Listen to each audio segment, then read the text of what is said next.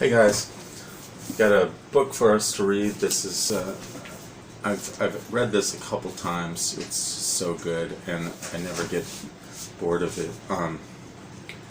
It's also the most thoroughly footnoted, thoroughly bibliographed book I've ever read. This is this is the bibliography, and this is the book. So it's half the size of the book, except that it's actually more than the size of the book because the font is less than half the size of the regular font. So, of course, that's not everything in a nonfiction book, but that's a huge, significant portion. But if you're reading a nonfiction book, that should be your primary concern, is what's their bibliography. Quantity is not necessarily the most important part of the bibliography. What you really want is primary sources. And I read a book by Raza Aslan, and that had a fairly okay bibliography, but the sources were not at all primary sources. They were really just other scholars giving their opinions and retelling the opinions of other people, you know, cherry picking from various opinions in order to support your opinion. It is really more like gossip than research. So this book is not at all gossip. It is thorough research. It's primary sources, and when you're talking about primary sources, you're talking about court documents, you're talking about historians who were alive at the time, or the nearest living historians, both inside that culture and outside that culture. You're talking about archaeology, so you have some physical proof of what went on, physical evidence of what went on, so you can date it and corroborate the dates. You have journals of explorers and military guys and leaders and politicians and private citizens. The court documents are really interesting in this one. So also we have to discuss the concept of emic versus idic. And emic is looking from inside out, inside the culture, and etic is looking outside in. And this uses both. I think it's important to use both. Nowadays you get a little bit of this kind of PC idea that only the people within the culture are allowed to weigh in on the culture, and that is insane, because of course the culture of the CIA or the police or big tech companies or the government, you would never say, well, only they can tell us what's going on inside their little culture.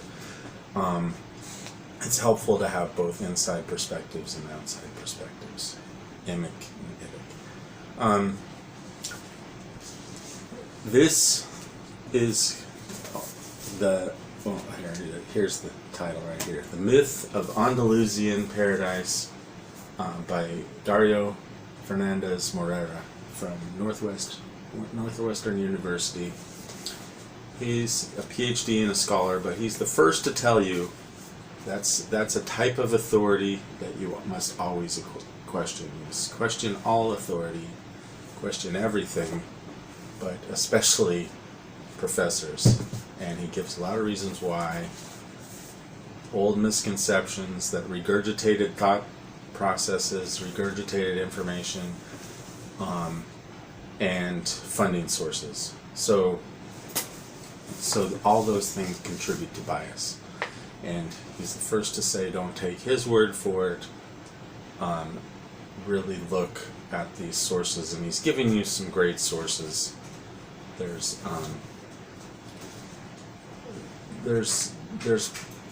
near primary sources of Islamic scholars that were alive during this time, and they commented on the happenings, and those are really good to read on their own. So I really encourage people.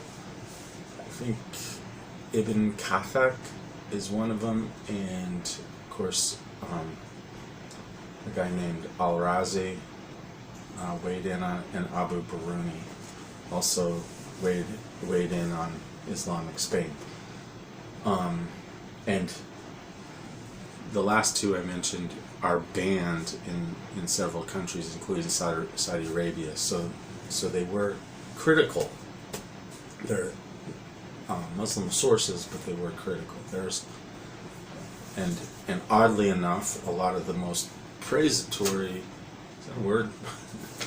most congratulatory, most positive reviews of the happenings in pre-Islam in Spain, in Islamic Spain, were from Western European sources. So they were the etic view, but they were very positive. And a lot of the reason for that is very interesting too, and we get that today as much as anything. When politicians or history is written by the elites. Today we have a little more written by little guys, but because it's possible, because you just write it and put it out there. But especially back in the old days, ancient times, you had to have some pretty good backing in order to travel a long ways and document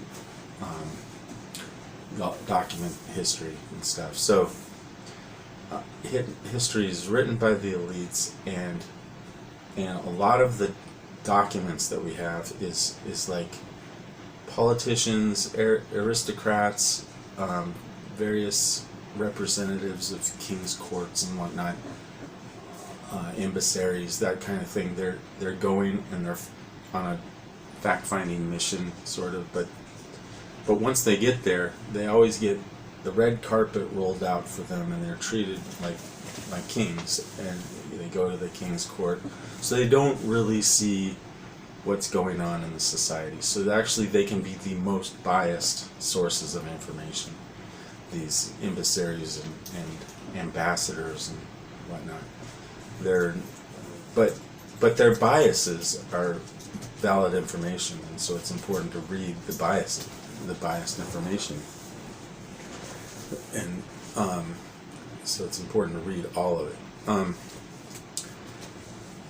So he goes over that in here a little bit,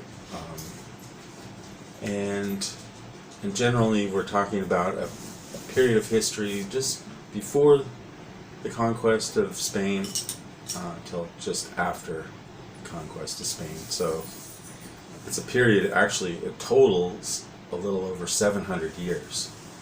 Now they conquered Spain in 712, I think, or at least the first attacks were in 712, and then the Spanish retook their country in the 1230s or 20s, and then so just over 500 years, and then there was a taifa, that's an Islamic kingdom that still remained in Granada until the 1400s. But this explains a lot of how the conquistadors and Spanish Inquisition got started. It also explains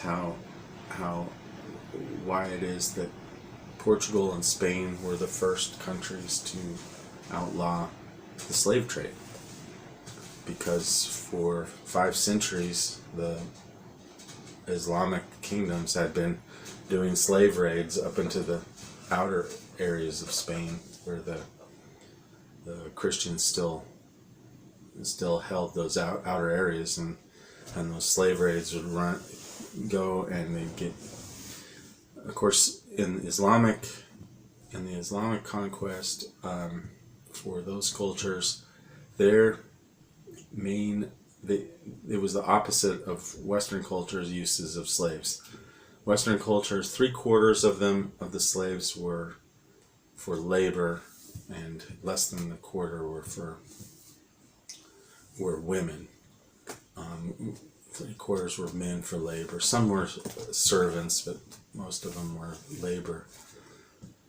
and few were for military. But in Islamic culture, it was 3/4 were for sex slaves, women, and 1/4 were men that were mostly for military use. And it goes over a lot of the, like in a 100,000 person army, 60,000 were African slaves in like Al-Rahman the Second's military. So that it just gives a little slice, a little cross-section view of what was going on. But it goes through a lot of different kingdoms in the Islamic Spain's empire, or kingdoms. So it's a really well researched book. It goes through every aspect of society. It's not really about that, like a lot of histories where you get, oh, it went from this battle to that battle to that battle. It's not one of those kind of histories. It briefly goes over how the conquest happened. There was a count who had sent King Rodrigo daughters, I think, to study in his court, but Rodrigo ended up impregnating both of them, I think, and this count wanted revenge, so he helped the Muslim conquerors sneak into Spain by giving them ships that looked like Spanish merchant ships, and they evaded the defenses, and that was the foothold. And then at the same time, there was a large Jewish population in Spain, and according to the book, the Jewish population was very dissatisfied with the kingdom, because there was a lot of discrimination going on. They had, and at the same time, they had a lot of power. The Jews had a lot of power in the courts and the financial districts and stuff. So there was some fighting and political fighting going on, and so when the Muslims came, the usual divide and conquer, the enemy of my enemy is my friend kind of thing. So they made friends with the Jews who were at odds with the Christians, and then the Jews helped secure the cities and turned on the Christians. So that was part of it. And the other part was a campaign of terror, where they did actually a lot of stuff that Tamberlane did, but that was later. So I guess they were the precursor. They like one famous instance was where they killed a bunch of people and then boiled their bodies and then cooked other meat at the same time and pretended that they were eating the people, and then they freed a bunch of other people to go spread the story, and they also, like, several times they went in and decapitated like 5,000 people at a time or more. I think it was like 5,800, and then sent a bunch of people out to go spread the fear, and so that tactic of creating fear helped to make different cities and towns give up before they even got there. It's an old tactic in military history. I'm not trying to make too much of it. It was particularly cruel. I mean, just from having read about a lot of different cultures and their practices in war, this one seemed to be particularly extremely focused on getting slaves from each battle. And I think if there was one thing you would pick out from from that is that it almost was the main purpose. And of course, later, after they'd conquered everything, it was definitely the main purpose was to get slaves. And it goes through all their court documents, and you gotta remember all this information, this kind of information, the accounts, the battles, the account even of the horrific terrorism, and calling it terrorism. They called it terrorism. So all these things are accounts of their own military and the leaders and the Islamic court officials and people like that. None of this is from the Christians or the opposition folks. And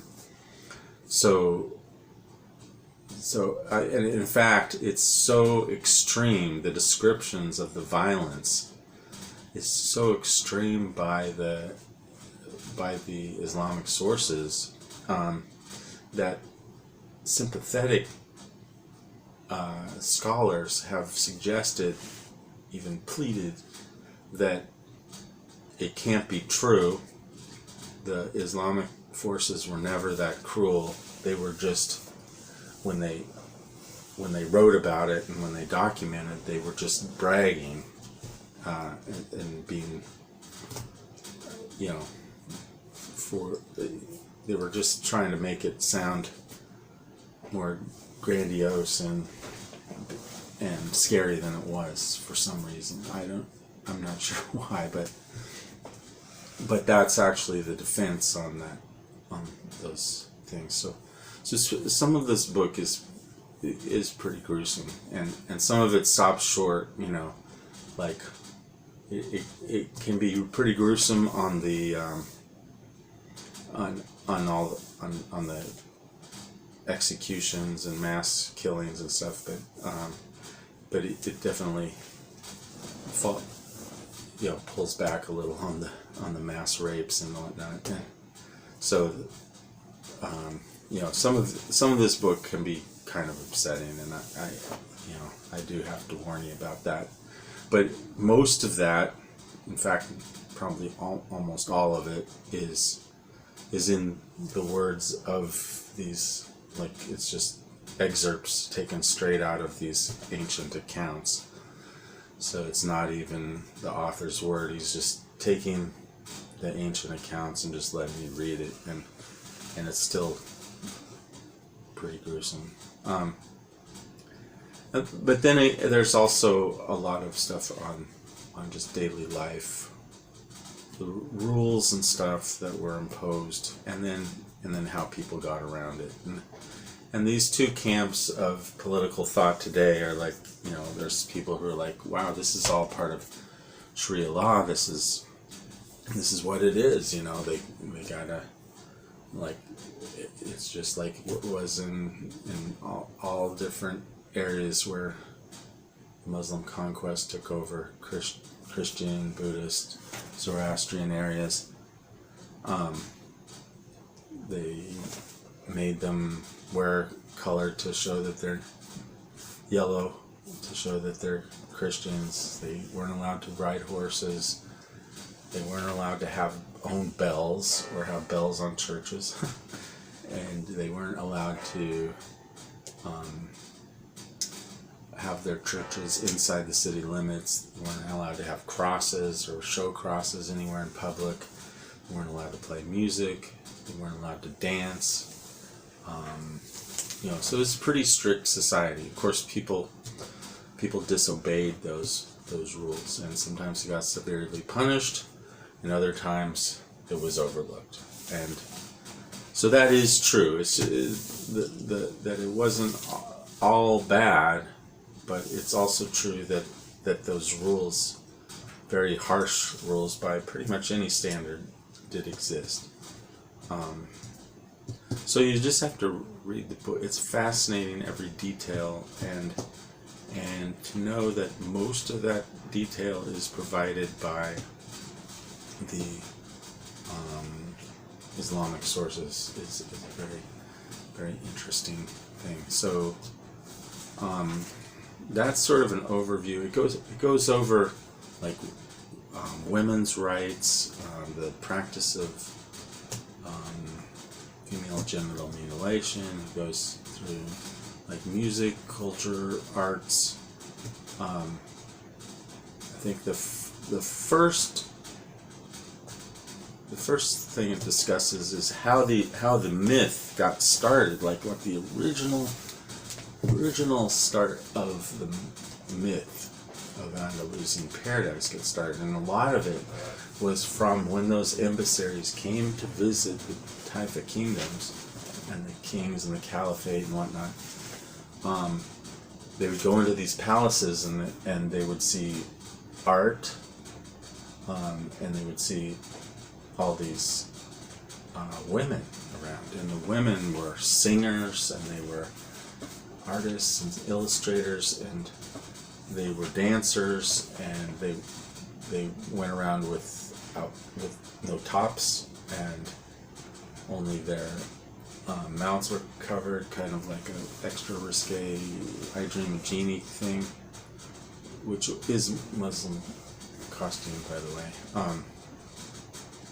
So they got the idea of this paradise from going to those courts, but in reality, all those women were slaves, and according to the Maliki Sharia law, the slaves had a lot of freedom. They had a lot of freedom to. They could. In fact, they couldn't dress like a Muslim. They had all the freedom to. They could. They were allowed to dance, where the Muslim women weren't allowed to dance or sing or do art or any of that. In fact, the better they could dance, sing, do art, the more value they had. And most of them were captured from the Slavic lands, which is where we get the name slave, because those were for more than 1,400 years. Those were the primary areas where slaves were gained. Something like 20 to 40 times more slaves were captured from there than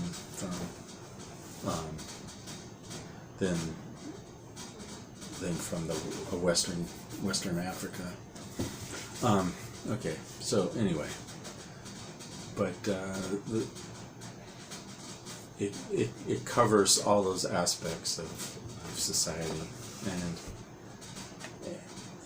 I don't it has some interesting pictures. Here's a picture.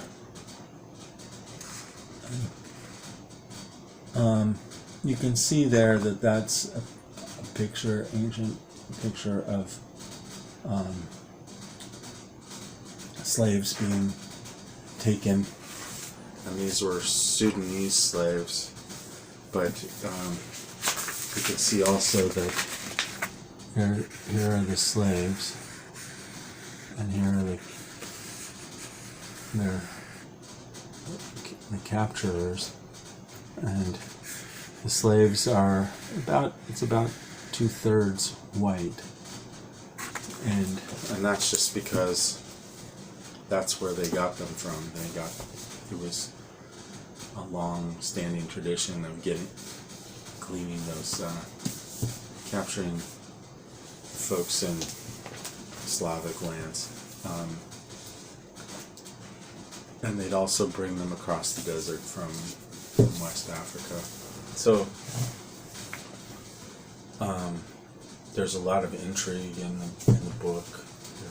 There's like some scandalous gay relationships among the kings and their servants and stuff. There's some really interesting stories within it, but in general, it's cataloging a lot of different cultural practices. Really, some of the paradise thing was positive. I think that the institution of some laws, were good, but for the most part, the ones that were beneficial to women or whatnot were only beneficial to the non-Muslim women. So, but read it and see what you think. I'll go through